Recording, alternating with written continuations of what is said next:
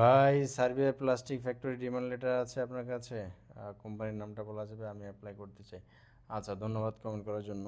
প্রথমত হচ্ছে সার্বিয়ার এ ধরনের কাজের ডিমান্ড আপাতত আমাদের কাছে নাই, বা অন্য কারো কাছে থাকলে হয়তো সেখানে কথা বলতে পারেন। তবে এখন বিষয়টা হচ্ছে বাংলাদেশি পাসপোর্টধারী যেখানে আপনি যান না কেন ভাই, প্রথমত বাংলাদেশি পাসপোর্ট মানে হচ্ছে সে নিম্ন কোয়ালিটি কাজ করবে এবং নিম্ন ধাপের নিম্ন শ্রেণীর মানুষ, ঠিক আছে?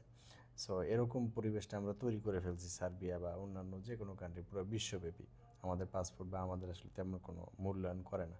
সো সেই জায়গা থেকে আপনি আসলে যে একটু উন্নত মানের বা আপনি একটু ভালো মানের কাজে যে আপনি আসলে অ্যাপ্লাই করবেন, সেই ক্ষেত্রে দেখা গেছে কি আপনার ভিসা না হওয়ার চান্সটাই বেশি থাকে। যেই কাজগুলোতে আপনার ভিসা সহজে হয়, যেমন ক্লিনার, এগ্রিকালচার, তো এইগুলোতে ভাই ভিসা হোক না, ভিসা হওয়ার পরে আপনি যাওয়ার পরে ভাই 2 6 মাস 1 বছর কষ্ট করেন, কষ্ট করার পরে আপনি পেশা চেঞ্জ করেন, সমস্যা নেই, আপনি যেখানে মন চায় সেখানে কাজ করেন, ঠিক আছে? তবে প্রাথমিক পর্যায়ে যদি আপনি মনে করেন যে না আমি গিয়া প্লেন চালাবো, এটা আসলে কখনোই সম্ভব না, ঠিক আছে?